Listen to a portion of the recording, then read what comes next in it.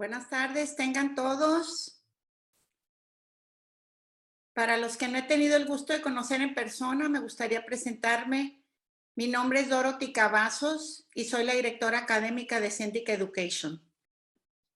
Es para nosotros un verdadero orgullo contar hoy con la presencia de la familia Céndica completa, es decir, alumnos, padres de familia, maestros, administradores y directivos de nuestros 6 colegios en las ciudades de Cancún, Monterrey, Saltillo, Torreón y Jalapa. El motivo de nuestra convocatoria fue el de proporcionar a toda nuestra comunidad escolar la mejor información disponible sobre cómo prepararnos para enfrentar el nuevo año escolar, ante el reto que representa la pandemia. Y qué mejor que uno de los expertos más distinguidos en nuestro país haya aceptado ceder algo de su valioso tiempo para estar con nosotros y proporcionarnos información de primera mano y aclarar todas nuestras dudas e inquietudes. El doctor Guillermo Torre. Antes de empezar, quisiera pedirle a Darío Villota, director general del Colegio Euroamericano de Monterrey, Campus Valle, que nos haga el favor de explicar la metodología que se seguirá para la sesión. Adelante, Darío. Buenas tardes, buenas noches a todos. Quiero reiterar el agradecimiento al doctor Guillermo Torre por estar esta noche con nosotros. Y la dinámica es la siguiente: los primeros 30 a 40 minutos, el doctor Torre va a dirigirse a toda la audiencia, a tratar temas generales, enfocándonos un poco en la parte del manejo de la pandemia dentro de los planteles educativos. Ustedes en la parte de abajo, la audiencia tiene varias herramientas. 2 de ellas son importantes. El Raise Hand se va a utilizar principalmente y probablemente por el medio del doctor Torre, si quiere hacer alguna dinámica con la audiencia. Principalmente, y la herramienta que vamos a usar durante este webinar es el Q&A, donde vamos a apoyarnos de sus preguntas para poder hacer la dinámica posterior en los siguientes 40 a 50 minutos una vez finalizada la presentación del doctor. Así que les doy la bienvenida y muchas gracias. Muchas gracias, Darío. Ahora tengo el honor de presentar a nuestro distinguido conferencista que hoy nos acompaña. El doctor Guillermo Torre Amione es rector de TecSalud desde el 2011 y vicepresidente de investigación del Tecnológico de Monterrey desde el 2021. También es director de investigación cardiovascular de la Facultad de Medicina de TecSalud desde el 2010 y profesor investigador nivel 3 del Sistema Nacional de Investigadores CONACYT desde el 2010. Guillermo se graduó como médico cirujano en el Tecnológico de Monterrey. Posteriormente obtuvo su grado doctoral en la Universidad de Chicago con la especialidad en inmunología. En el campo clínico realizó su residencia en medicina interna y la especialidad en cardiología en Baylor College of Medicine en Houston. Está certificado como especialista en cardiología clínica por el Consejo Mexicano de Cardiología y por los consejos de medicina interna, cardiología y trasplante cardíaco del American Board of Internal Medicine. En el Hospital Metodista de Houston fue director del Departamento de Insuficiencia Cardíaca y Trasplante hasta el 2010.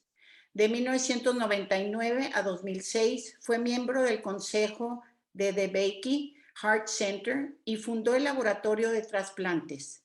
También fue profesor de medicina en el Departamento de Cardiología en Baylor College of Medicine y en la Escuela de Medicina Weill Cornell. Después de 26 años en Estados Unidos, regresó a México, a su alma mater, el Tecnológico de Monterrey. Es miembro del American College of Cardiology y es miembro de la Academia Nacional de Medicina. Ha publicado más de 190 artículos. En 2012 se le concedió el premio Scopus, distinción otorgada a los investigadores por la alta cantidad de citas en sus publicaciones en medicina y ciencias de la salud. Durante la pandemia de COVID-19, Guillermo ha encabezado el desarrollo de estrategias junto con líderes del sector público y privado, incluyendo la Secretaría de Relaciones Exteriores. En TecSalud ha liderado protocolos de investigación para el diagnóstico y tratamiento de COVID-19, tales como el estudio clínico fase 3 de la vacuna mRNA COVID-19 fabricada por el laboratorio CureVac. Dejo con ustedes al doctor Torre. Adelante, Guillermo. Dorothy, muchas gracias. Darío, muchas gracias y muy buenas noches a todos. La verdad, todos nos hemos enfrentado ante una condición que la verdad nunca nos hubiéramos querido enfrentar, pero a todos nos toca en algún momento. Ustedes desde el punto de vista del colegio les toca tratar de dar confianza a los padres, a los niños, a mantener una actividad esencial, tan esencial como es la salud. Y a nosotros desde el lado de la salud, pues nos ha tocado tratar de trabajar tanto desde la plataforma que tenemos como proveedores de salud, como tratar de poder ejercer una influencia positiva en el sector público y privado del país. Y la verdad, pues voy a compartir un poco de estas experiencias que hemos tenido, hacer unas recomendaciones hacia el final. Quiero a manera de un poquito didáctica, platicarles un poco lo que es la enfermedad, lo que es el virus, por qué cambia el virus, cuáles son las vacunas, que estemos un poco homologados con ese entendimiento, porque efectivamente hay mucha desinformación y hay a veces, pues yo quisiera pensar gente que no necesariamente tiene mala intención, pero que promueven ideas que son incorrectas en cuanto al uso de la enfermedad per se, el uso de las vacunas, el uso de medicamentos y tratamientos. Entonces vamos a hablar un poquito de todo y al final, como bien lo comentaste, Dorothy, dejaremos un espacio para tratar de responder con lo mejor de la información que tengamos hasta ahora, porque yo les diría, soy el primero que tengo que admitir que la evidencia es muy cambiante, es muy fluctuante, pero quisiera, si les dejo un mensaje hoy, yo sí les quisiera decir que estamos más cerca del final de la pandemia y hay que hacer un poco de esfuerzo en este periodo final y que yo estoy muy comprometido a hacer de que podamos mantener la educación de una forma segura, así como mantener y hemos mantenido nuestros hospitales abiertos dando un servicio, nosotros y muchos otros participantes del sector público y privado.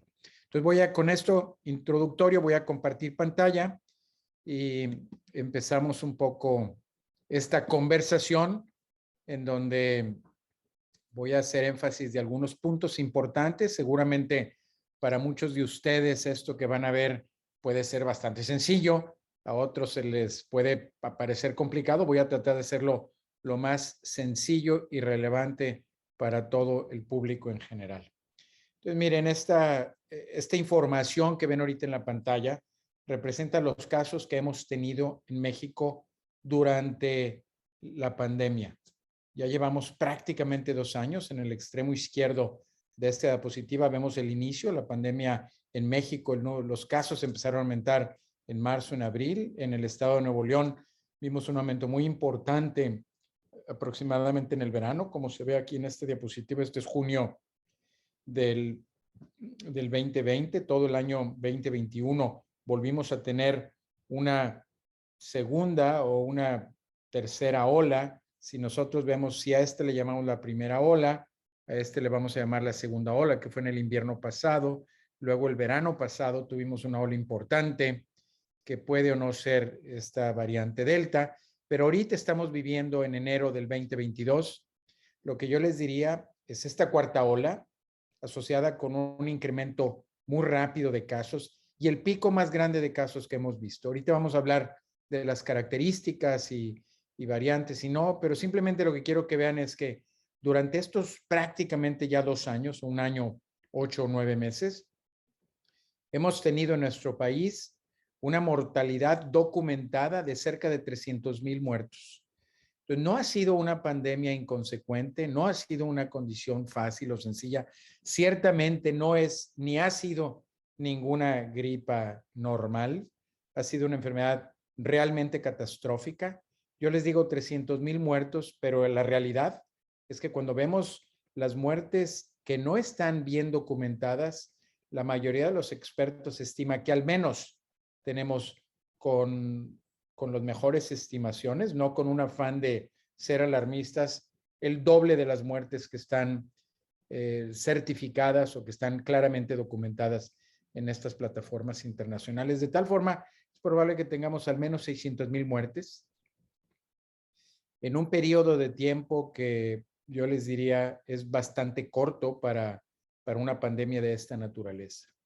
Y podemos hablar un poquito más de por qué hemos tenido muertes. Bueno, pues les puedo decir, nuestro gobierno hizo un esfuerzo importante a partir del 2021 de tener vacunas, ¿verdad? No todo lo que sucede en el gobierno es negativo. Se hizo un esfuerzo importante, se tuvo vacunas.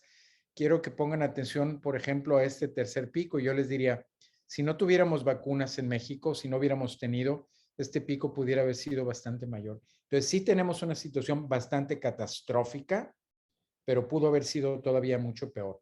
Y ahora la pregunta para ustedes y nosotros, ¿qué va a pasar aquí hacia adelante? Bueno, pues quisiera decirles de antemano que no tengo una bolita mágica para predecir el futuro, pero los voy a dar un poco más estimados. Y ciertamente este número, esta ola tan grande que estamos viendo en esta época nos preocupa, pero vamos a ver un poco las características de eso hacia adelante. Quiero que vean en qué consiste esta enfermedad y que hablemos de la enfermedad en estas tres fases, porque ya sea por la variante original, ya sea por la variante alfa o delta, o sea por Omicron, esta nueva variante, el curso de la enfermedad tiene más o menos estas etapas. Tiene una etapa en donde entra el virus a tu organismo y se empieza a reproducir el virus. Por eso, si hoy tiene alguien contagio con una persona que está enferma, a las 24 horas las pruebas van a ser negativas y la persona no va a manifestar síntomas de enfermedad.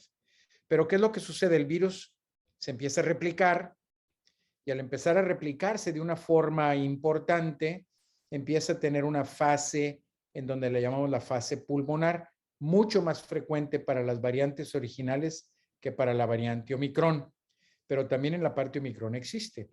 Entonces, esta fase pulmonar es cuando la gente se empieza a quejar de falta de aire, donde vemos anormalidades en la radiografía de tórax, y este proceso hoy es menos severo. De eso es lo que estamos hablando. Menos severo no quiere decir que no existe.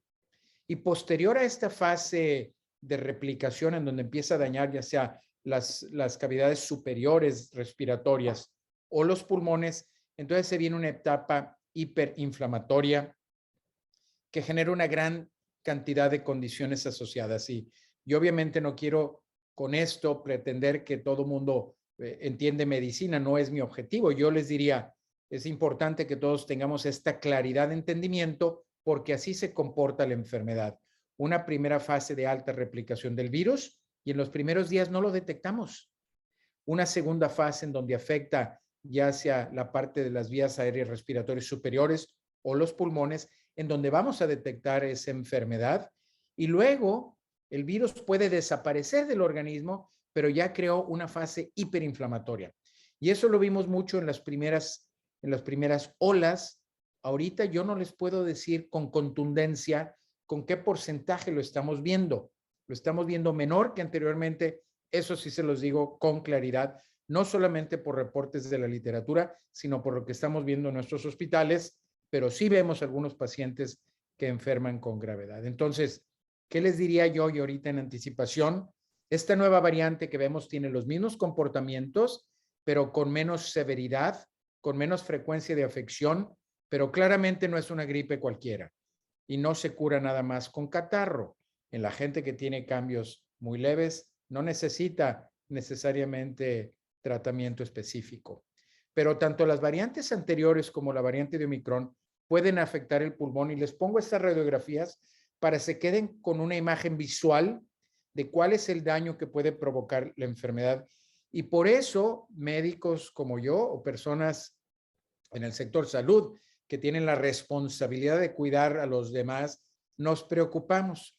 Porque fíjense, esta radiografía, esta imagen que ven ustedes del lado izquierdo, es una radiografía normal. Y aquí lo que pueden ver claramente es esto que ven ustedes en negro, significa que el pulmón se puede ventilar, se puede oxigenar. Pero un paciente grave enfermo con el virus de COVID-19 que se llama SARS-CoV-2, tiene los pulmones en un estado grave de enfermedad completamente llenos de material fibrótico, de agua, de inflamación. Debería de esta imagen estar así de negra. Cuando ustedes ven blanco significa que no se puede oxigenar. Eso es lo que a nosotros nos preocupa. Hoy hay un número menor de pacientes que han entrado al hospital, Pero quien entra al hospital no entra al hospital porque está caminando sin problemas. Típicamente admitimos al hospital a individuos, a personas que tienen muy alto riesgo de complicarse o a gente que tiene enfermedad en donde ya vemos algunos cambios pulmonares. Entonces, ¿qué es lo que sucede en el sistema inmunológico? Y todas estas diapositivas ya se las mandé yo, hice algunas pequeñas variaciones, les puedo dar posteriormente una presentación completa como la van a ver ahorita. Pero fíjense, ¿qué es lo que sucede en el organismo? ¿Cómo responde el organismo inmunológicamente cuando viene el virus? Porque no toda la gente que tiene el virus se va a enfermar. La enfermedad es una manifestación de esa lucha entre el sistema inmunológico y el virus. El sistema inmunológico eventualmente le va a ganar al virus, a menos de que el paciente esté gravemente o fallezca. Y aún en esos casos, el sistema inmunológico le ganó al virus. Y lo que sucede son la consecuencia inflamatoria.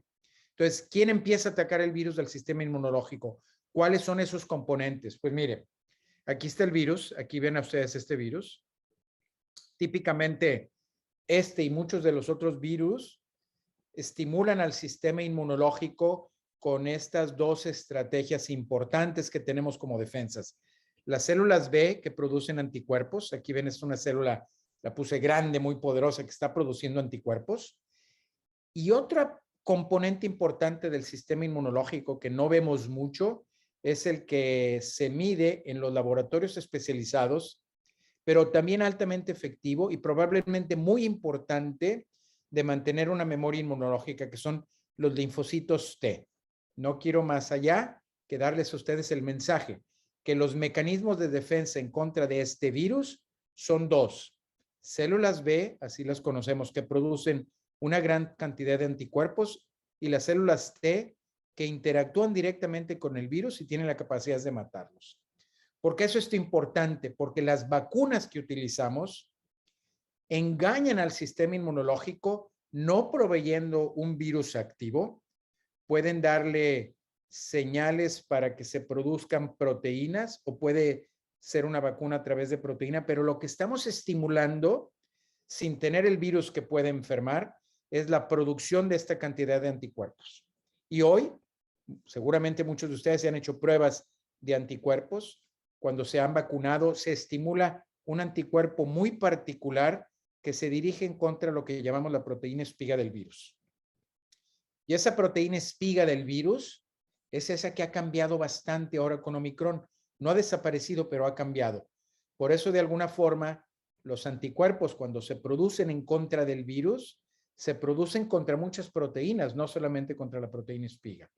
Y vamos a ver un poquito más adelante el tema de las vacunas. Entonces, el mensaje que quiero darles en esta cartulina es que cuando entra el virus, produce una respuesta inmunológica que sí es predominantemente de anticuerpos, pero no únicamente de anticuerpos. Por eso, si ustedes ven que los anticuerpos bajan en una prueba que se haga en comercial, no se estresen demasiado. Los doctores no estamos usando esos anticuerpos para ni definir quién necesita vacuna ni quién necesita refuerzo. Esos anticuerpos que miden esas pruebas no son anticuerpos que neutralizan el virus, son anticuerpos genéricos, de los cuales unos pueden neutralizar, pero no todos son anticuerpos neutralizantes. Es un concepto importante. Otro concepto importante, y quisiera que estuviera esto claro también en todo el público, es que la respuesta inmunológica para este virus y para todos los virus, típicamente cuando viene un estímulo nuevo, adicional, o cuando se genera una respuesta secundaria, la respuesta inmunológica es más fuerte y más duradera. Entonces, fíjense, ¿qué es lo que hemos hecho hoy con vacunas? Hablamos de un esquema primario. La mayoría de las vacunas tienen dos estímulos con un periodo entre estas dos que puede ser de 2 a 4 semanas. Existen algunas vacunas que son de una sola dosis como esquema primario, pero hoy hablamos de refuerzos, cuando menos a los 6 meses, y históricamente muchas vacunas requieren refuerzos. Cuando empezamos a hablar de las vacunas al principio de la pandemia, quienes entendemos la parte inmunológica, sabíamos que se podía necesitar un refuerzo. Simplemente el tiempo de la pandemia nos está dando mucha información de la cual ahora podemos utilizar para poder establecer una mejor estrategia. Pero siempre era esperado que un refuerzo adicional iba a hacer que la respuesta inmunológica sea más alta y más duradera. Entonces, hoy, como entendemos hoy a la pandemia, es perfectamente compatible con lo que entendíamos de inmunología anteriormente. Muy probablemente íbamos a requerir un refuerzo y hoy lo sabemos y les enseñaré un poco de datos con claridad que la aplicación de un refuerzo hoy, después de un esquema primario, genera mayor anticuerpos y de mayor duración. ¿Cuánto tiempo vamos a tenerlos efectivos que prevengan enfermedad? Hoy no lo sabemos con claridad porque apenas estamos en esta etapa de los refuerzos. El tiempo nos dará más respuestas que hoy no tenemos. En las siguientes diapositivas voy a platicarles un poquito de las vacunas, porque todo el mundo tiene una gran preocupación. Entonces yo les voy a decir ahorita, hay 4 grandes tipos de vacunas y no pretendo que entiendan ni vean esta diapositiva. Cualquiera de ustedes que la quiera puede tomar este set de diapositivas. Yo les puedo decir que los obtuve porque me gustó mucho un reportaje que hubo en el Wall Street Journal de los autores que ven aquí abajo, que explica las diferentes vacunas. Simplemente quiero que sepan que hay vacunas de ARN mensajero, vacunas de adenovirus, vacunas de virus atenuados y vacunas que utilizan una proteína del virus. Estos son las 4 grandes categorías. Las vacunas del ARN mensajero fueron probablemente, les diría yo, el avance más importante porque la tecnología permitió un diseño extremadamente rápido y su aprobación no fue secundaria a hacer trampas en el proceso. Fue el resultado de compañías que no era Pfizer, era BioNTech o Moderna, una compañía relativamente pequeña pre-COVID en los Estados Unidos, que venían trabajando con tecnología de ARN mensajero por cuando menos 20 años. Y ya tenían prototipos de vacunas, pero no nos habíamos enfrentado a una pandemia de esta naturaleza para poder tener una gran cantidad de gente que necesite vacuna para poderlas estudiar. De tal forma que en lo que consiste este prototipo de vacuna, y es la única que les voy a platicar, porque realmente es tecnológicamente extraordinario, es encontrar una porción de material genético del virus.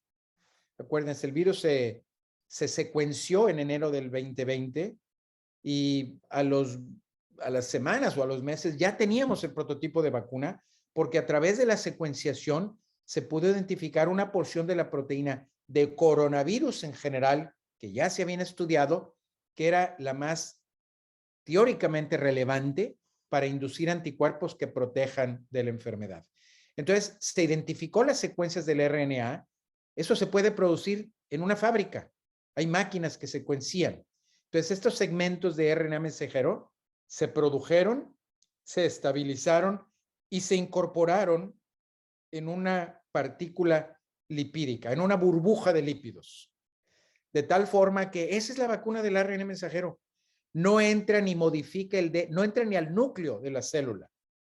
Y a las semanas de estar en el huésped, en el receptor de la vacuna, desaparece ese material.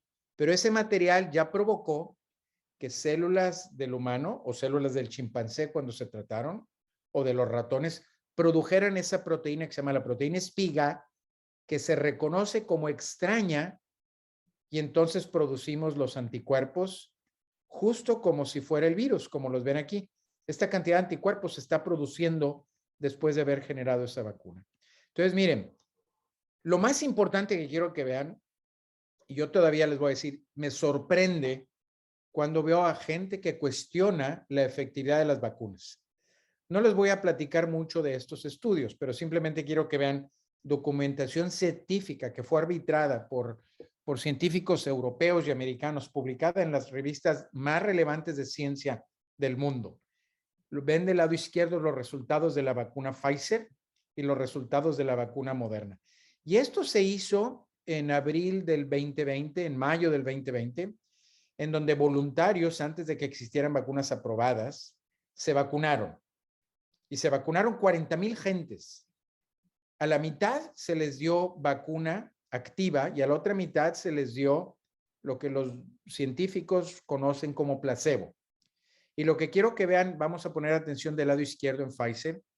Fíjense, esto que ven aquí en azul es el número de voluntarios de esta vacuna, de este protocolo de vacuna, que empezaron a tener síntomas y fueron diagnosticados con COVID. Al final de 3 meses de evolución, hubo más de 200 casos de personas que tuvieron COVID. Y fíjense, en esa misma población hubo no menos de 20 casos de personas que tuvieron COVID. Esta reducción de 200 a menos de 20 es lo que hace que nosotros hablemos de una reducción relativa de más del 90% de eficacia de la vacuna. Todas estas gentes estuvieron expuestos, pero el 9 de cada 10 de los expuestos que no tuvieron vacunas se enfermaron. Y de todos esos expuestos, solamente hubo 1 de cada 100 que enfermó con COVID. Este es el poder de la vacunación. Ahora, les comenté anteriormente, este es un esquema primario, las vacunas no duran para siempre y si el virus cambia puede ser algo distinto y lo vamos a ver adelante. Pero estos son los datos tanto de Pfizer como de Moderna. Y quiero que vean en esta diapositiva, y también no pretendo que esto sea un análisis científico, pero sí me interesa que vean el comparativo de muchos efectos secundarios de la enfermedad versus efectos secundarios de la vacuna, porque aunque en nuestra comunidad en México hay poca gente antivacuna, sí existe. Y no quisiera que esta conversación que estamos teniendo ahorita se convierta en un debate de vacuna y no vacuna. La verdad, yo me he convertido en alguien que promueve la vacunación con datos científicos, pero pues respeto la opinión de la gente, simplemente les digo y pongo la evidencia enfrente y cada quien debe de tomar una decisión, pero las vacunas protegen y protegen de enfermedad severa y muerte. Y fíjense en temas importantes que la gente se ha preocupado muchísimo. Y quiero que pongan atención, por ejemplo, en las características de arritmias. Fíjense en este detalle. Arritmia es una complicación asociada a la enfermedad. En las barras amarillas ven el porcentaje, el número de eventos de pacientes que sufrieron COVID y el número de eventos que tienen. Y en las barritas grises, lo que le pasa a aquellos que han sido vacunados en cada una de estas áreas. Porque a veces la gente dice, oye, la vacuna causa mucha enfermedad. Pues yo les diría, en daño del riñón agudo, la enfermedad de COVID dio este número de enfermos por cada 100,000 personas. La vacuna no causó ninguno. En apendicitis no hubo diferencia. En arritmias, muchas arritmias que se ven asociadas a la enfermedad de COVID y no vemos prácticamente arritmias en las personas que fueron vacunadas. Lo mismo pasa con trombosis. Estamos hablando específicamente vacunas de ARN mensajero. Quiero que pongan atención a esto. ¿Cuál es el único, o probablemente, bueno, un poco a lo mejor podemos hablar del herpes, pero vamos a poner atención a esta área que se dice linfadenopatía, son ganglios inflamados. Cuando se inyecta la vacuna, lo que queremos promover en el paciente es que tenga una respuesta inmunológica y esa respuesta o esa reacción genera inflamación de los ganglios. Obviamente eso vemos. No se ve en todos porque otros lo pueden tener de forma no perceptible, pero esa inflamación también está asociada a fiebre, puede estar asociada a dolor, a malestar en general, que es transitorio. Eso no es que la gente tenga COVID, es una reacción a la vacuna. Pero el tema más importante que yo les diría que es este punto de miocarditis, se ve mucho más frecuente asociado a COVID. Y si juntamos esto más arritmias, que probablemente son el resultado de inflamación del corazón, miocarditis asociada a la vacuna se ve en menos de una tercera parte de la miocarditis que se ve con el COVID. Entonces, si tienes miedo a la miocarditis, debes de tenerle miedo a que la dé el COVID, no necesariamente a la vacuna. Entonces, estas son las conversaciones que cuando tenemos evidencia objetiva hay que ver y reconocer. Entonces, la vacuna de ARN mensajero es una vacuna de alta potencia, extremadamente segura, y tenemos mucha más información con esa vacuna, porque esa vacuna se aplicó en Israel prácticamente a toda la población. Israel tiene registros médicos electrónicos, por eso se ha convertido como un laboratorio para proporcionar datos, y también porque es una vacuna que se ha utilizado en los Estados Unidos, que también generan muchos datos. Otras vacunas importantes que también tenemos en México, y seguro más de alguno de ustedes ha tenido esta vacuna, son la vacuna de AstraZeneca, la vacuna de Sputnik, que es la vacuna rusa, y la vacuna de CanSino, que es la vacuna china. Estas tres vacunas, las tres, tienen características similares. Utilizan un adenovirus como acarreador de la información genética para que el huésped de la vacuna, el receptor de la vacuna, produzca también las proteínas. Podemos pensar en ellas que son similares a la de ARN mensajero. Es una técnica bastante más compleja, es un poquito más difícil. No me interesa que sepan la tecnología, pero es una tecnología diferente a las de ARN mensajero. Y las tenemos las tres en México. Yo les diría, hoy tenemos datos de eficacia tanto de AstraZeneca como de Sputnik como de CanSino. Y de CanSino se tardaron. Estas dos vacunas son de dosis dual. CanSino es de monodosis. Pero ambas son altamente efectivas. Les traigo aquí datos publicados de Sputnik, en donde vean, después de la población que recibió también a mediados del 2020, esta vacuna de Sputnik, que son de 2 dosis, los pacientes que recibieron placebo se empezaron a infectar, y los pacientes que recibieron la vacuna de Sputnik, pues muy poquitos de ellos se infectaron. Nosotros cortamos aquí a los 14 días, porque acuérdense que las vacunas tardan un poco de tiempo en inducir la respuesta inmunológica. Uno no se protege el día que recibe la vacuna. La protección inicia a los 14 días típicamente, que es lo que vemos en esta y en todas las diapositivas. Hay una cuarta categoría de vacunas que no se ha usado mucho en México, que son de virus atenuados, y no voy a tratar de expander mucho, perdón. Esta es una tercera categoría, y una cuarta categoría que ya está aprobada en los Estados Unidos, es basada en proteínas, y simplemente lo pongo aquí para conocimiento de ustedes, lo pueden revisar en el deck de diapositivas posteriormente. Pero todas estas vacunas, ¿cuál es el mensaje que les quisiera yo dar? Que independientemente de la tecnología, todas las vacunas aprobadas hoy tienen un alto grado de eficiencia, muy superior a los efectos secundarios que tienen. Y aquí se los muestro en una compilación de datos publicados ya hace más de un año, en donde el número de individuos expuestos a las vacunas se les preguntó cuántos de ellos tuvieron efectos adversos serios o muerte. Y los datos aquí está claro, ningún evento adverso serio que provocara la muerte, como está aquí listado. Y estamos hablando de cerca de 70,000 pacientes. Déjeme aclarar un comentario. Pudiera yo decirles hoy que no ha habido ningún paciente en la historia de la pandemia que haya recibido vacunas, que no haya fallecido. Eso es incorrecto. Existe una población de pacientes que se identificaron muy rápido de AstraZeneca, de una complicación muy importante en el sistema nervioso central, y hubo algunos fallecidos, principalmente en Europa.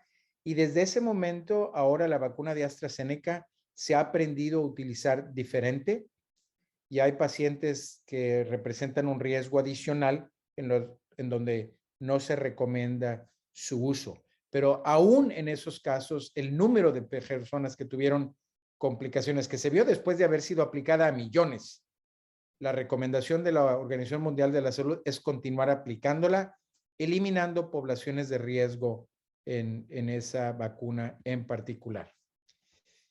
Y quiero poner esto en perspectiva. Este es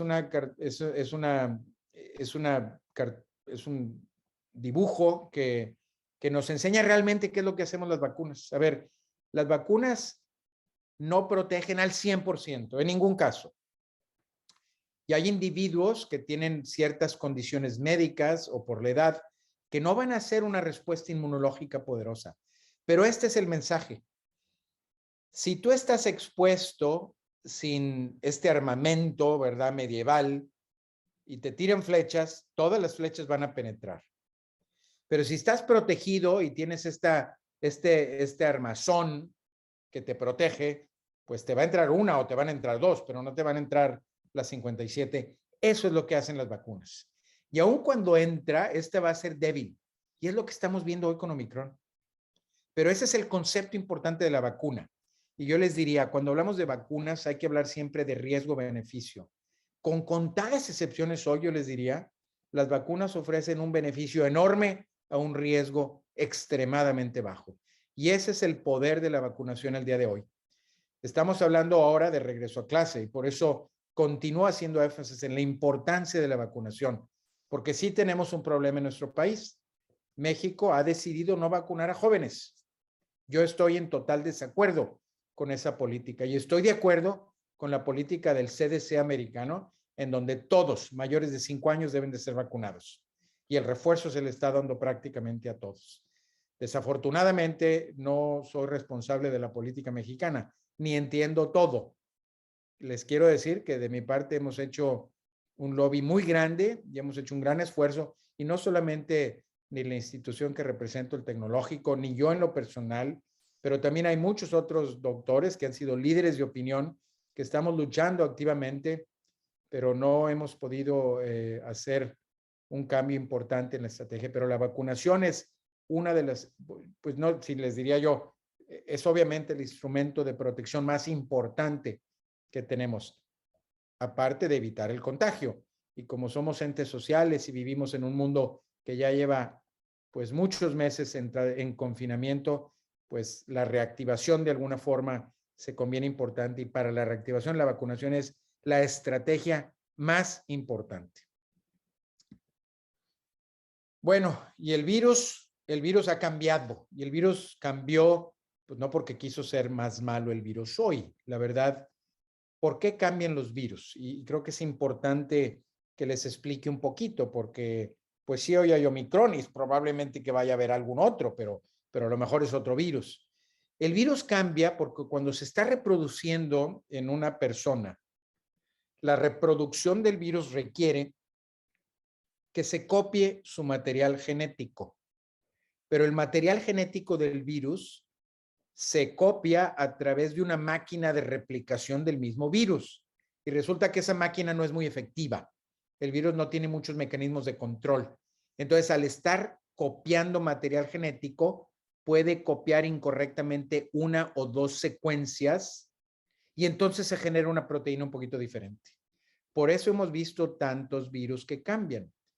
Ustedes hoy ven que nos preocupamos de Omicron, que nos preocupamos de Delta. Bueno, pues el número de variantes del virus es enorme. Lo que ustedes y yo escuchamos en la literatura, y cuando lo vamos a hablar, escuchamos y hablamos de variantes de preocupación, que es un porcentaje muy pequeñito. La Delta fue una gran variante de preocupación porque fue muy agresiva, tanto en transmisibilidad como en severidad, y ahora tenemos otra variante que es distinta. Y esta es esta variante Omicron, aquí se las presento, no tienen que ver mucho, simplemente quiero que vean que este virus, que era el virus original, ha cambiado en muchos de estos segmentos. Y eso es lo que hace que si teníamos una vacuna que estimuló anticuerpos en contra de esta área, pero ahora esa área se ve diferente, pues entonces tenemos que tener vacunas o anticuerpos que estén actuando contra otras áreas del virus, porque este ya cambió. La buena fortuna que tenemos, y lo sabemos, es que con el refuerzo de vacunación se estimula más poderosa la respuesta inmunológica, con mucha más agresividad, y tenemos datos bastante concluyentes de que los refuerzos nos están ayudando. Pero esto ha sido el comportamiento del virus. Miren, ya les enseñé una diapositiva de este, son datos públicos, todos ustedes los pueden obtener, pero fíjense lo que ha pasado en Irlanda, en Islandia y en el Reino Unido. Este es como se había comportado el número de sus casos en su primera ola, en la segunda, más agresiva, en esta tercera, pero miren la cuarta, es un cambio exponencial enorme el número de casos y ha subido de una forma Y no quiero ponérselos para alarmar a nadie, porque quiero lo que vean aquí es esto que yo quiero ponerle atención, que así como ha subido tan rápido, ya parece estar de regreso, mucho más rápido que los otros. Y eso es lo que esperamos ver. No sabemos, fíjense, esta la saqué hoy. Estamos en enero, hoy que es enero 13. Entonces no tenemos información y por eso les digo, quisiera yo poder ver el futuro, eso no se los puedo dar. Pero el comportamiento hoy nos predice que seguramente vamos a bajar rápido. Ahora, la pregunta es, ¿cuántos de esas gentes que se han enfermado van a estar enfermos de una forma importante? Y lo que quiero decirles es lo siguiente, es un estudio que se acaba de publicar en Lancet hacia final del 2021. Lancet es la revista más importante de medicina o una de las 2 o 3 más importantes. Y estos son datos de Israel. ¿Por qué Israel? Porque Israel se convirtió en un laboratorio para los científicos. Todos los israelíes fueron vacunados, prácticamente todos, y todos empezaron a tener más infecciones después de los 6 meses, porque empezaron a caer los anticuerpos. Entonces Israel dijo, empezó a ver que caían enfermedades, dijo, les voy a dar a todos un tercer refuerzo. Y fíjense lo que pasa, cómo se comporta el COVID. Esto es pre-Omicron. Pero con Delta, aquellos que tenían 2 dosis empezaron a tener enfermedad. Este es el número de casos, es la incidencia en el tiempo. Empezaron a enfermarse después de aplicar. Fíjense, empezaron a enfermar y aquellos que tuvieron una tercera dosis nunca se enfermaron. Entonces, la tercera dosis en datos reales de Israel nos muestra de una forma contundente, sin equivocación, que disminuye la probabilidad de ser infectado por Delta. Y yo les digo hoy, también eso se está viendo con Omicron, o cuando menos disminuye. Y aquí les muestro la efectividad del booster en Omicron. Este es un dato que obtuve de una diapositiva que se queda el doctor Eric Topol, que es una persona que ha sido un promotor muy importante de información real durante el COVID. Fíjense, 2 dosis de vacuna de ARN contra la variante original tenían más de 95% de eficacia. Se los enseñé yo en el artículo original. Después de 6 meses, esa efectividad bajó a 50%. ¿Qué significa eso? Que si tú ya tuviste tus 2 vacunas y ya pasaron 6 meses, tu habilidad de combatir la infección va a bajar y baja bastante para Omicron, como lo ven aquí. Pero fíjense qué pasa cuando damos un booster en Omicron. Vuelves a protegerte prácticamente el 90%. Y mucho más importante para aquellos individuos, ciudadanos de más de 65 años. Aquellos que recibieron el refuerzo de más de 65 años se protegen contra Omicron, contra Delta y se protegen en más de 90%. Entonces, ¿cuál es la estrategia de prevención más importante? ¿Qué me daría a mí una paz enorme en México? Que todo el mundo esté vacunado con refuerzo. Ahora, afortunadamente el gobierno ya decidió vacunar adultos mayores, ya decidió vacunar con refuerzo al personal de salud y a personal de labores esenciales como las escuelas. Yo eso lo aplaudo. Debe de vacunar con refuerzo a todo el mundo, no solamente a esos, y debe de vacunar a los niños de más de 5 años de edad. La evidencia es contundente. ¿Cómo se va a comportar México con Omicron? Pues les vuelvo a decir, quisiera una bolita mágica, no lo sé. Pero miren cómo se está comportando Estados Unidos. Estados Unidos ha tenido también un crecimiento exponencial de casos. Había venido de una tercera ola en donde aquí vemos mortalidad. En la figura de arriba son casos y abajo mortalidad. Pues la mortalidad no bajó. ¿Qué pasa en Estados Unidos a diferencia de nuestro país? Estados Unidos tiene muchísimas vacunas, pero tiene gente que no quiere vacunarse. Tiene 30 o 40% de su población, tiene 70 millones de gente no vacunada y gente joven. Y les puedo dar el estereotipo, pero no lo voy a dar porque no quiero sonar con estigmatismos, pero hay una población en Estados Unidos que no se va a vacunar, a pesar de que tienen vacunas. Y eso está ocasionando esto, una mortalidad persistente, y yo creo que desafortunadamente en los Estados Unidos vamos a ver un pico creciente de mortalidad que no se ha visto en Portugal. Por ejemplo, aquí tenemos Portugal, en donde más del 90% de la población es vacunada. Ya empezaron con su pico a principios de enero y todavía no se ve un cambio de mortalidad. Estos son casos y esto es mortalidad.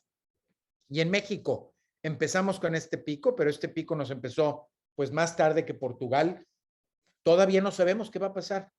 Yo quiero y espero que lo que vaya a pasar en México es que vamos a tener más hospitalizaciones con casos menos graves, porque tenemos más gente vacunada, pero desafortunadamente sí vamos a ver poblaciones más susceptibles y sí creo que vayamos a tener aquí en México un aumento de mortalidad, probablemente no tanto como en los Estados Unidos, pero eso es lo que está por verse. Entonces, así se ha comportado Omicron, esas son las efectividades de las vacunas, pero quiero tocar ahorita 3 puntos ya hacia el final de esta plática. Primero, ¿cómo diagnosticamos hoy? No hace un año. ¿Qué les quisiera yo decir a todos? A ver, si hoy tienen contacto con alguien que tiene síntomas respiratorios, ¿cuáles son? Fiebre, dolor de garganta, rinorrea, que escurra la nariz, un poquito de mal sentido, síntomas generales, dolores de cuerpo. Asuman que es COVID. Hoy no piensen que es gripa sencilla. Puede tener manifestaciones de gripa sencilla. Pudiera ser gripa sencilla, pero la probabilidad que sea COVID hoy es muy alta. ¿Por qué quiero que asuman que es COVID? Porque si esa persona que tiene síntomas va a la casa del tío y el tío es una persona mayor, a pesar de ser vacunado, lo va a infectar. COVID hoy en México es Omicron y Omicron es altamente transmisible. Y a esa persona con síntomas leves seguramente no le va a causar un problema, pero sí le va a causar el tío, al abuelo, al papá. Es altamente contagioso, aunque en la mayoría de la gente sea más leve. Entonces, si tienes síntomas y no puedes hacerte la prueba por cualquier motivo, aíslate. Aíslate por cuánto tiempo. Bueno, ahorita lo voy a ver adelante, pero depende del contexto. Hoy nosotros en el hospital, a personas que salen positivas, les estamos pidiendo que se aíslen 5 días y les repetimos la prueba. Pero esto seguramente va a ir cambiando en el tiempo. Si no tiene necesidad de volver a trabajar esa persona, pues aíslese 10 días si no tuvieron la prueba. Si tiene necesidad de trabajar, hay muchos esquemas, hay recomendaciones, ahorita lo vemos. Pero si te pudiste hacer la prueba y te hiciste una prueba de antígeno, pruebas rápidas de antígeno o prueba de laboratorio de antígeno que son más accesibles y más económicas, si la prueba es negativa y tienes síntomas, no puedes asumir que no es COVID. Y quiero reenfatizar eso, porque las pruebas tienen alto nivel de falsos negativos. Si tienes síntomas con una prueba de antígeno negativa, o te aíslas para proteger a los demás, aunque sea tu curso leve, o te haces una prueba de PCR, y si la prueba de PCR es negativa, entonces efectivamente no tienes COVID, lo más probable. También existen errores, pero podemos asumir que no es COVID. Y si la prueba PCR después de una antígeno negativa es positiva, entonces tienes COVID y te tienes que aislar. Entonces vamos a hablar un poquito de aislamiento, porque eso va a ser importante en el colegio, va a ser importante para los papás, es importante para nosotros en los hospitales. Entonces, ¿qué les diría yo como términos generales? Y hoy pueden ver recomendaciones de universidades americanas, recomendaciones nuestras, recomendaciones del gobierno mexicano. Hay que hacer algo que sea razonable. Entonces, hay que considerar el riesgo y el tipo de contagio y el tiempo. A ver, si yo estuve en un jardín afuera con alguien que me dice el día siguiente salí positivo y aparte usé mascarilla y una mascarilla de buena calidad y estuve al aire libre y tuve una exposición de menos de 15 minutos, ese es un contacto de muy poco riesgo. Yo asumiría que mi probabilidad de contagiarlo es muy pequeña, me pongo mi mascarilla y sigo con mi actividad normal. Pero vamos a suponer que estuviste 2 horas en una reunión, se quitaron la mascarilla porque se cansaron y una de las personas al día siguiente les dice, tengo fiebre, me hice prueba, tengo COVID. Ese es un contacto de alto riesgo. ¿Qué diría yo? Hoy tienes que aislarte 3 días y te haces una prueba de antígeno al tercer día. Si no tienes síntomas a los 3 días y la prueba de antígeno es negativa, cubrebocas de alta gama, N95 de preferencia, por cuando menos los siguientes 7 días. Y si tienes síntomas, te haces la prueba. Y si tienes COVID, te tienes que aislar 10 días a partir del día que la prueba se convirtió positiva o que tus síntomas fueron positivos. ¿En dónde te vas a aislar? Pues hay que tener cuidado en el aislamiento, ¿verdad? Hay que aislarte, no quiere decir irte de ermitaño al cerro. vas a tener que estar en tu casa, en un cuarto aislado, te pueden llevar tus alimentos, trata de evitar andar caminando por toda la casa, particularmente porque este virus hoy es muy contagioso y pudiera mantenerse en el aire, y abran las ventanas. Y yo les diría, si en la casa existe alguien que es más susceptible por edad o por enfermedades crónicas, pues a lo mejor busquen otro lugar para quien esté contagiado o busquen un lugar de mayor protección para esa persona en la casa que es más susceptible. ¿Qué es lo que cuál es la problemática que quienes tenemos responsabilidad de tener muchos colaboradores de trabajo estamos viendo? Como pudiera sucederles en el colegio o como puede suceder, como nos está sucediendo hoy en nuestros hospitales. Les doy un ejemplo. Nosotros tenemos 2,500 colaboradores. En las últimas 24 horas hemos tenido 200, 250 aislados por pruebas positivas o por contagio de muy alto riesgo. Y entonces, tener 200 aislados, 250 es prácticamente el 10% de nuestra fuerza laboral. En un entorno laboral en donde si no tenemos gente que trabaje, se nos complica importantemente la probabilidad de ayudar. ¿Cuál es la buena fortuna? Y eso es cierto. No estamos viendo tantos casos hospitalizados, pero nos han aumentado. Al principio de este mes teníamos 3, 4, ahorita tenemos 25 pacientes hospitalizados. Y en los últimos días hemos admitido de 8 a 10 por día. O sea, vamos a ver más. Yo creo que vamos a ver menos severidad, vamos a ver menos números de lo que vimos con anterioridad, pero sin duda vamos a ver más hospitalizaciones. Y les comento esto como una señal de no minimizar esta condición. Y hay que tener claridad en quién es más agresiva. En una persona joven de 25 años que tiene su esquema de vacunación y refuerzo, pues seguramente le va a dar 24 horas de secreción nasal, a lo mejor un poquito de fiebre. Pero si tenemos a alguien de 70 años que tiene diabetes, que tiene tratamiento de cáncer o que recibe medicamentos que bajan el sistema inmune, esa es una persona que, a pesar de que Omicron sea menos agresivo, para él puede ser bastante agresivo. Entonces, esta consideración es muy importante. No podemos hablar en tantas cosas genéricas del riesgo. El riesgo del contagio tiene que ver con el tiempo, tiene que ver con las características de ambos en su estado de vacunación y de no vacunación, que eso es un factor muy importante. Cuando alguien ha sido positivo, aún sin síntomas, debe de aislarse. Si lo aíslas 10 días, la probabilidad de contagiar a otro baja muchísimo. Si lo aíslas a los 5 y lo retornas al trabajo, que use mascarilla de N95. Y hoy estamos viendo como tendencia que después del 7º día, un caso positivo, es muy poco probable que contagie, puede volver a trabajar sin prueba con mascarilla N95 por los siguientes 5 días. Un caso de muy alto riesgo de contagio, tienes que esperarte de 3 a 5 días a hacer la prueba. Pruebas negativas sin síntomas, puede volver a trabajar. Más o menos esos son los algoritmos que tenemos hasta ahora. Por último, voy a cerrar con un tema que es muy importante. Y si ya tuviéramos todo esto disponible en México, pues nos daría paz para proteger a aquellos que tienen más riesgo. Desafortunadamente, no los tenemos o no están tan disponibles. Pero esperemos que vengan. El Remdesivir es un antiviral intravenoso, no se usa comercialmente, es muy difícil obtenerlo, existe en el país a través de un permiso de importación individual, hay compañías que lo hacen, es complejo, es típicamente para manejo de hospital, pero seguramente en meses, y yo sé que hoy en un mercado que creo que no es legal, en un mercado negro, se puede conseguir molnupiravir de forma genérica. Las compañías tanto que producen molnupiravir y Paxlovid lo han puesto a disposición del mundo, no formalizaron patentes y seguramente se va a introducir a la brevedad en México.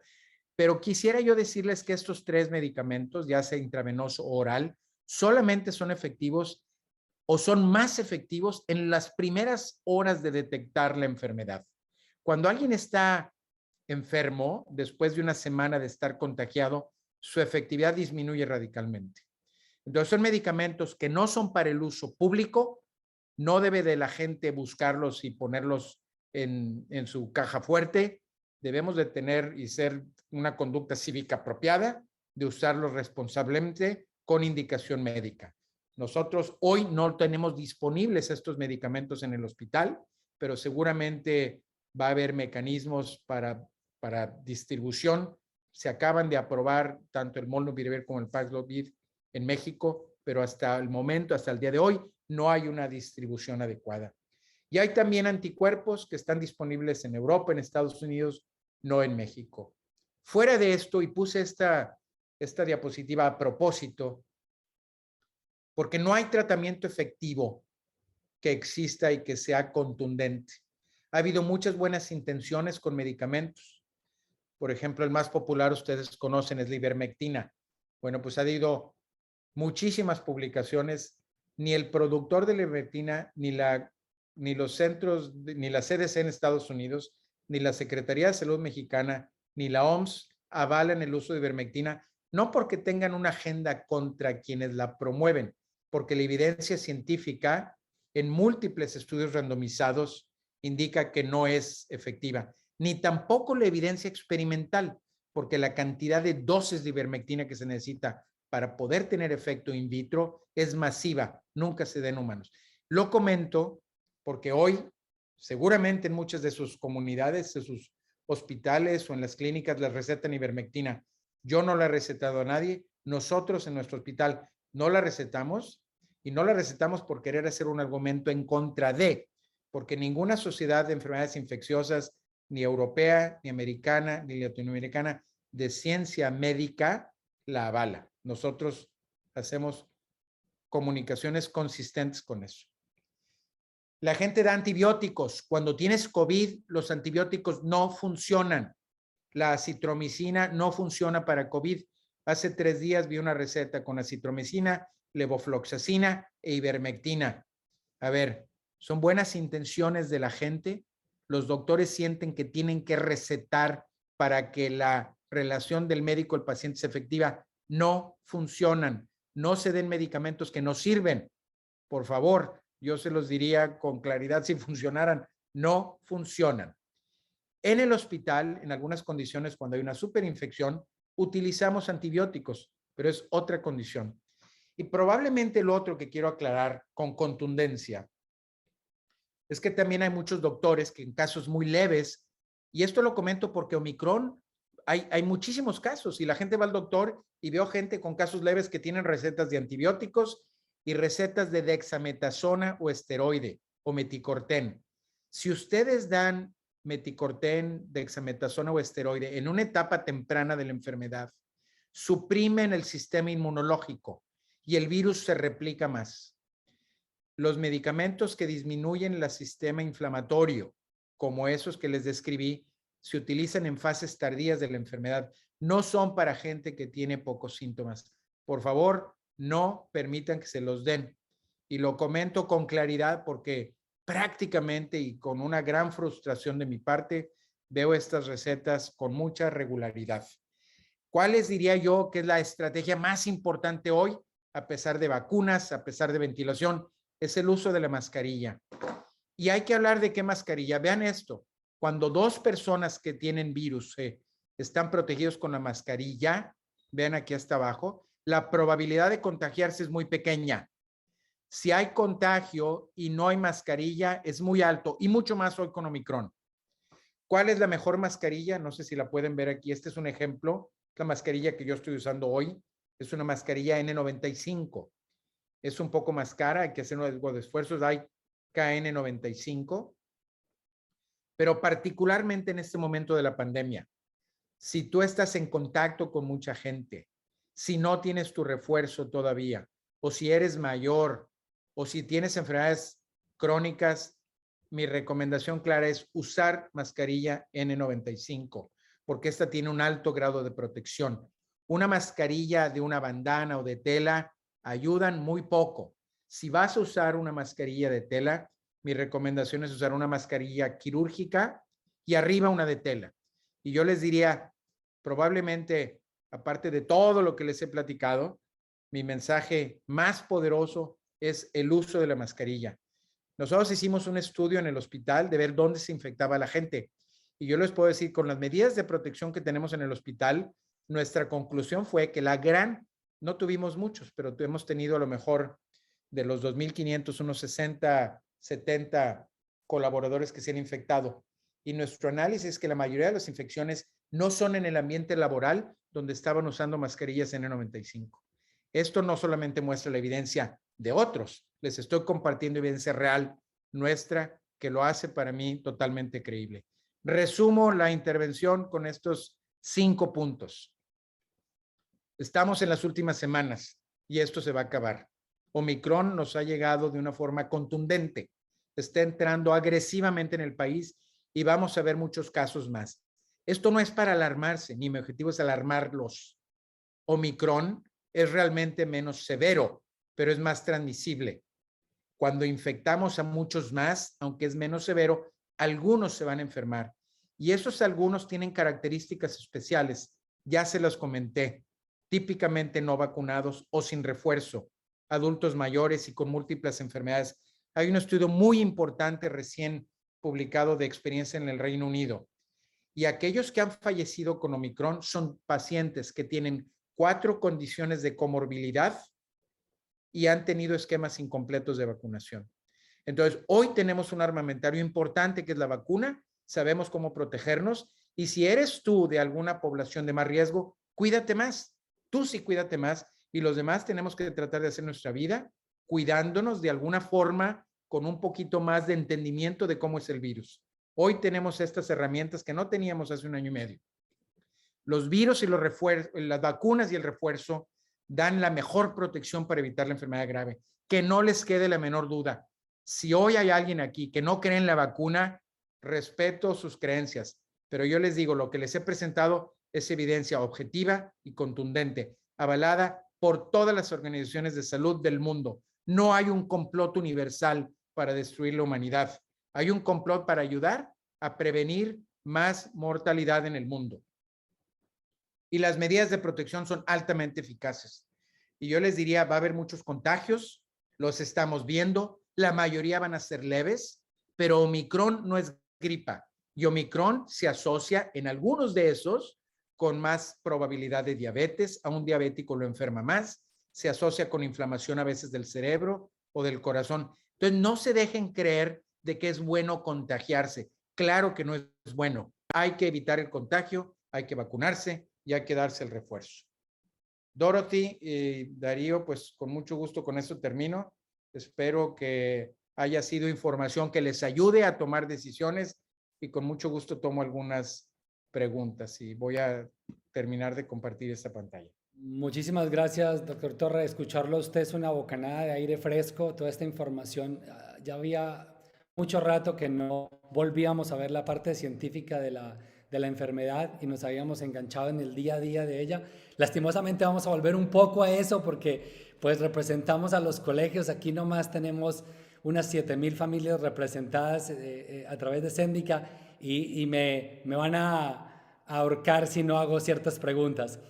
Dorothy se va a encargar de las preguntas que están en el chat, que surgieron a través de la charla, y yo voy a enfocarme en las preguntas que hicieron previo a esta presentación. La primera, ¿debemos o no regresar la próxima semana? Digo, en teoría ya deberíamos estar en ese proceso. Entiendo que la respuesta fue implícita en la presentación, pero quiero contextualizar.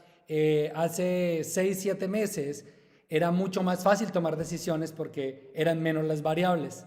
Ahora la toma de decisiones es multifactorial y depende.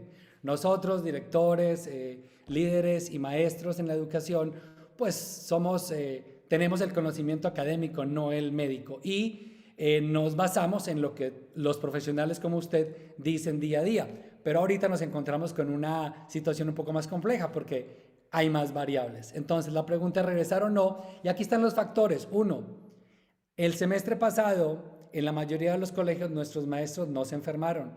Ahorita usted dio una estadística del 10% de su personal. Nosotros estamos rondando el 20-25% de nuestro personal enfermo, sea porque son positivos o porque han estado en contacto directo con un positivo. Otro factor es que se han reportado muchas más familias también enfermas. El factor miedo, ¿sí? Porque ya sí nos está dando, y el factor vacunados, ¿sí? Ahorita tenemos a un gran porcentaje, pues si no todos, niños de menores de 5 años que no tienen su vacuna y que son también pues parte de nuestra comunidad estudiantil. Mira, obviamente es la pregunta que a todos les interesa y yo quisiera poderles dar una claridad para todos. Y la problemática que ustedes también tienen son diferentes zonas geográficas, aunque aparentemente Omicron está arrasando en una forma importante prácticamente en todo el país. Entonces, a ver, ¿qué te diría yo? Y voy a tomar un poquito la recomendación que hizo el gobernador en el estado de Nuevo León o la Secretaría de Salud. Y, la idea es decir, a ver, la escuela no va a cerrar, pero la pregunta es, tenemos que poner y tener condiciones para que el regreso sea lo más seguro posible. Entonces, ¿qué significa eso? Primero, pues tienes que proteger a tus maestros, asegurarte que la mayoría de ellos esté vacunado con refuerzo. Correcto. Y el CanSino con refuerzo funciona perfecto. La evidencia se está acumulando. De hecho, nosotros estamos comprometidos a hacer un estudio para verlo, pero todo predeciría que sí. CanSino es similar a AstraZeneca, AstraZeneca con Moderna es extremadamente efectiva. Entonces, si tienes maestros que son vacunados, utilicen una medida de protección como doble mascarilla o N95. Y si mantienes cierta ventilación en el área del entorno donde están haciendo sus labores educativas, yo creo que esa es una condición relativamente fácil.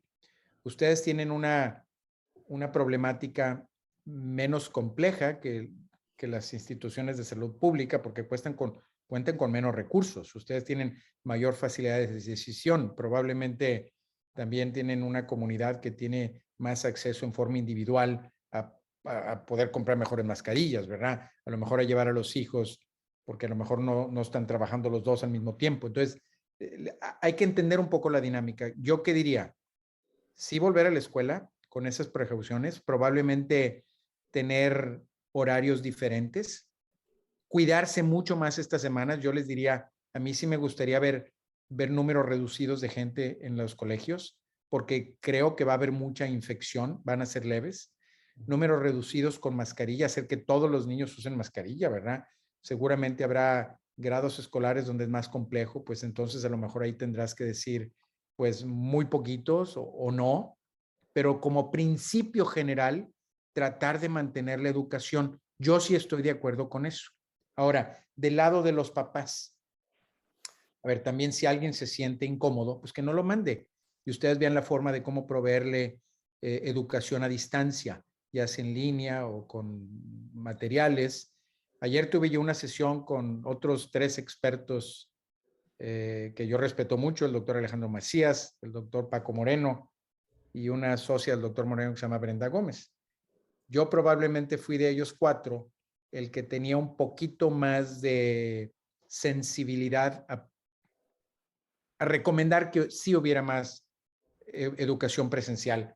Ellos estaban más del lado de decir, suspéndanlo, paren 2 semanas. Yo creo que es factible hacer algo de actividad presencial.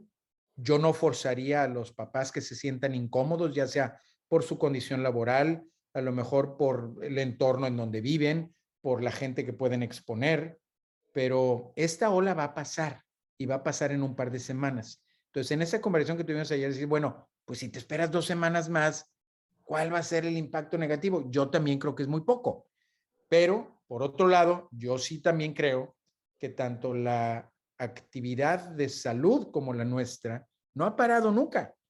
Tenemos que atender a la gente. Yo también creo que la educación es una actividad esencial. Un par de semanas no creo que sea tan crítico. Entonces hay que balancear y yo creo que ustedes tienen la complejidad geográfica como tenemos en el TEC.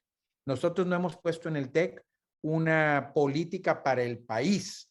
La adaptamos a la región en donde esté y francamente hemos seguido las recomendaciones de la Secretaría de Salud, que a fin de cuentas tiene que ser, ustedes pueden levantar la medida de seguridad utilizando ventilación, recomendando mascarillas N95 en esta etapa o doble mascarilla, asegurar que no tengas profesores con comorbilidades en riesgo, asegurar que la mayoría estén vacunados.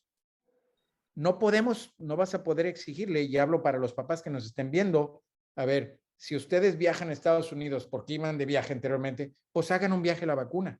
Es lo que yo diría. Si vas a gastar dinero de viaje, hoy vale la pena. México no va a dar vacuna, o cuando menos hasta ahorita. No sé por qué. Esperemos hacer un poco más de lobby. No quería dar refuerzo y aceptó refuerzo, pero ha sido bastante difícil en recomendar vacuna a personas menores de 18 años. Entonces, a los papás les diría yo, si tienes la oportunidad de ir a Estados Unidos, pues vacuna a tu hijo de más de 5 años. Así de sencillo. Yo creo que vamos a tardar mucho en México en tenerlo. Ahora, si tu niño no tiene enfermedades crónicas y en tu casa no hay, yo creo que puedes llevarlo al colegio. Si tú estás incómodo, no lo lleves. ¿Puede el colegio aumentar el nivel de seguridad con pruebas?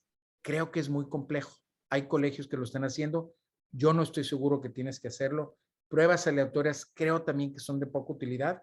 Yo invertiría más tiempo en evitar que gente susceptible venga, hablar con los papás para que también seamos corresponsables. La responsabilidad no es nada más del colegio, es también del papá. Te sientes incómodo por XY, pues no lo mandes. Y ustedes ayúdenle a los papás a que se eduquen esas 2 semanas. Y esto va a pasar.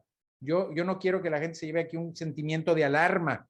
Más bien les digo, a la gran mayoría de la gente sí va a ser más leve, pero no es leve de que quieran infectarse, porque Omicron no es una gripa, ¿verdad? Ese es otro mensaje importante.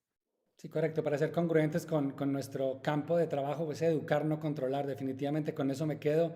Invertir nuestros esfuerzos en hacer coalición con las familias, en ser corresponsables y me solucionó muchísimas otras preguntas que tenía en línea. Miss Dorothy. Continúo. Preguntan que si los síntomas de tos y dolor de garganta pueden seguir aún después de la prueba con resultado negativo. Siguen a veces, pero que por cuánto tiempo. Mira, es que es difícil, cada persona es diferente. Ahora, asumo que están hablando de antígeno, porque la prueba PCR puede tardar mucho tiempo en negativizarse. Por eso, desde las primeras olas, no recomendábamos repetir prueba de PCR después de estar aislado 10 días. Entonces, si la prueba de antígeno es negativo, y a lo mejor es negativo hoy, a lo mejor te la haces el otro día y vuelve a salir un poquito positivo. O sea, las pruebas no tienen la validez que queremos. Entonces, ¿cómo usar las pruebas? Déjame hacer un poquito de resumen otra vez, Dorothy. Es decir, tienes síntoma hoy, tienes 2 opciones. Si tienes acceso a la prueba, hazte la prueba. Si te sale antígeno positivo, tienes COVID. Antígeno negativo, sigues teniendo COVID. ¿Cuándo te haces no contagioso? Típicamente al 7º día del contagio. Ahora, sintomatología puede variar, porque el virus puede desaparecer. Puedes no tener, pero tienes inflamación residual que puede causarte sintomatología. Entonces, después del 7º día, la probabilidad de contagio es mínima. Puedes tener algunas molestias. Si tienes fiebre, no es para ir al trabajo, es diferente. Se te van los síntomas, tienes alguna molestia residual, dolor de garganta, algún malestar sencillo, ya no contagias y no tienes que hacer mucho más. Okay. ¿Y aplica para los estudiantes también para volver al colegio? Mira, muy buena pregunta. Y yo la tenía anotada anteriormente. Yo sinceramente a los estudiantes los guardaría en casa 10 días. Okay. ¿Y por qué te estoy diciendo eso?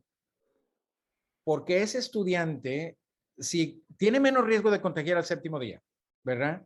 Pero la pregunta, a ver, ¿qué tan crítico es para él que se espere otros 3 días en casa? Y si vemos que al 10º la probabilidad de que él contagie más es extremadamente baja. ¿Para qué tomar riesgo en esa condición?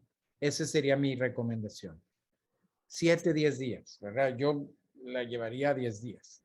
Ahora, el que trabaja en el hospital en cuidados intensivos, pues voy a tratar de que se vaya al 3er día. Si no tiene síntomas, le hago prueba de PCR y al 3er día lo pongo a trabajar, porque no tengo manos, se me están acabando. Pero un joven que esté en su casa, pues 1 o 2 días más aprendiendo a distancia, yo creo que no es tan crítico. Yo lo aceptaría, yo no tengo hijos ya en esa edad, pero lo aceptaría con toda paz y tranquilidad para tener una buena conciencia colectiva, ¿verdad? Ser un buen co-ciudadano con los demás, evitar. Eso es lo que hacemos con el aislamiento, dicho sea de paso. Cuando nos aislamos por síntomas, y ya no tienes síntomas, lo estás haciendo por proteger a tus co-ciudadanos. Claro. Muy importante esa información y muy importante realmente respetar al prójimo pues seguir esas instrucciones, ¿verdad? Y el aislamiento. Excelente. Darío, continúa, por favor. Volviendo un poco a las medidas que comenzamos a tener cuando nos estábamos peleando por volver a presencial, hablábamos de distanciamiento físico, no social, hablábamos de uso de mascarillas, que definitivamente vemos que sirve, hablábamos de Ventilación. ventilación, gracias. Sanitización de áreas, uso de gel antibacterial, etc. De todo eso, ¿qué realmente sirve y qué no? Y quiero que, si me puede ayudar a hacer énfasis en algo específico, distanciamiento físico. Hablamos muchísimo del famoso aforo a 50, 70, 90, pero la realidad dentro del colegio, o sea, no estamos hablando de adultos que saben respetar el espacio, estamos hablando de niños que necesitan interactuar y jugar. Y esta pregunta va alineada con otra. ¿Valió la pena cerrar por tanto tiempo? Porque volvimos si no estoy mal, en semáforo amarillo, todavía en una época de contagio relativamente alta, y volvimos y no sucedió nada adverso. Sí, ya veníamos de bajada probablemente. Mira, Okay. a ver, la pregunta de los aforos. A ver, hoy con Omicron, yo creo que es muy importante.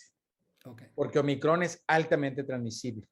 Dice que uno puede transmitir a 10, a 15. Entonces, pues si tienes mucha gente, pues vas a contagiar a más. Ese es el grave problema hoy. Pero va a pasar un par de semanas. Esta pregunta a lo mejor me la haces 3 semanas después o 4 y es irrelevante.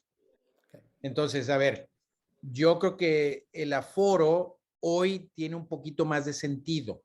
Y el aforo significa el entendimiento hoy que tenemos que las partículas no nada más son los droplets grandotes que se caen al 1.5 metros, que pueden estar circulando en el aire. Hay datos importantes donde la gente ha tenido contagio a través de un cuarto en un hotel por la ventilación.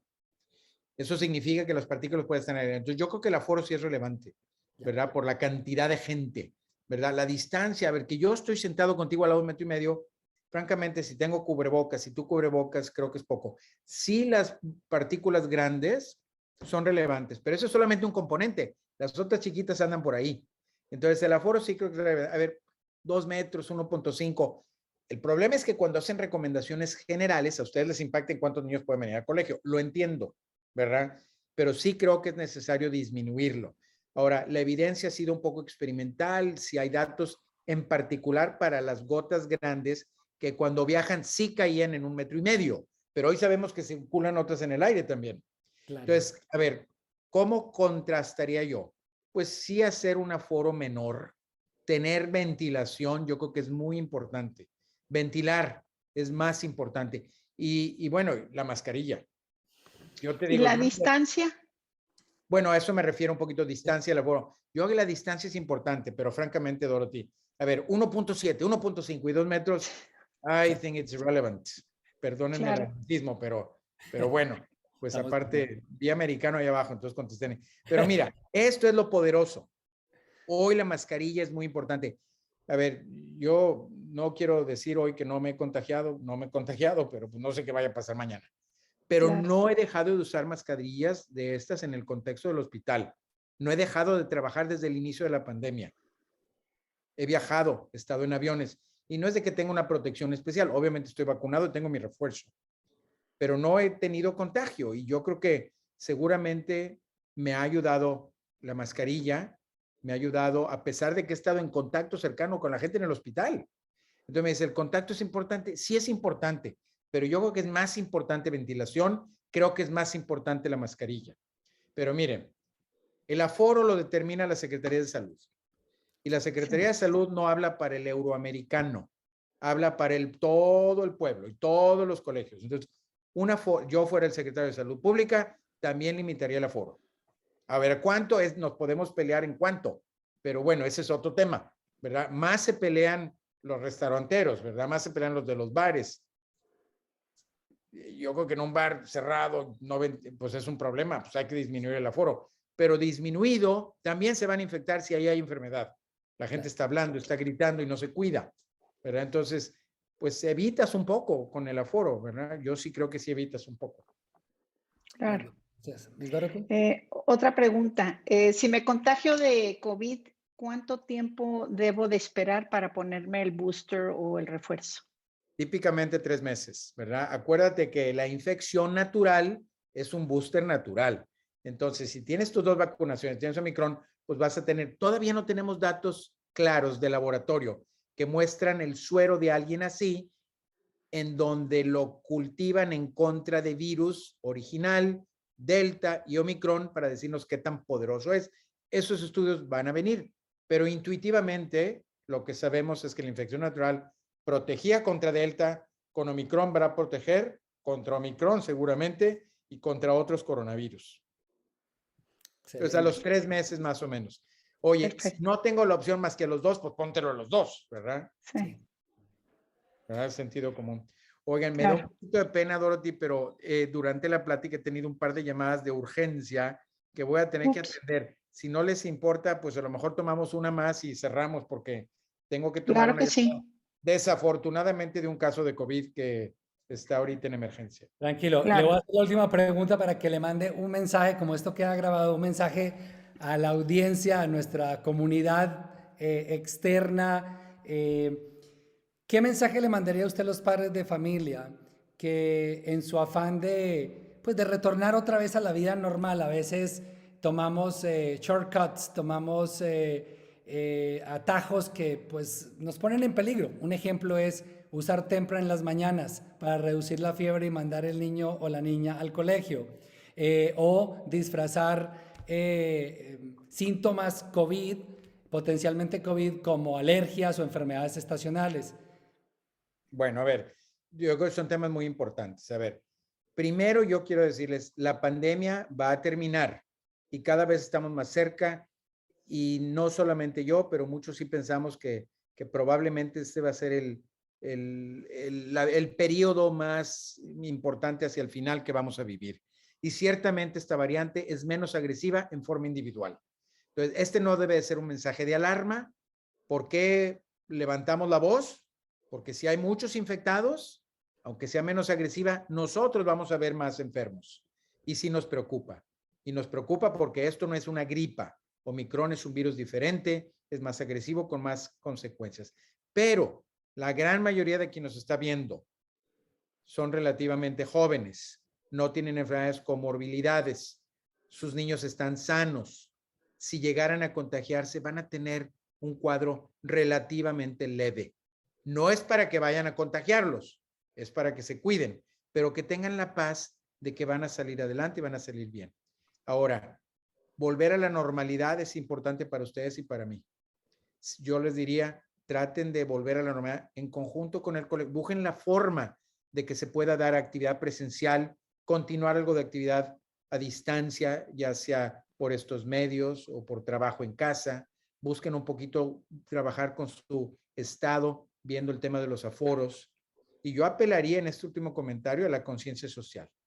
Todos tenemos una corresponsabilidad de que esta pandemia la vivamos mejor y tener gente que está sintomática y anda exponiendo a otros hoy es irresponsable.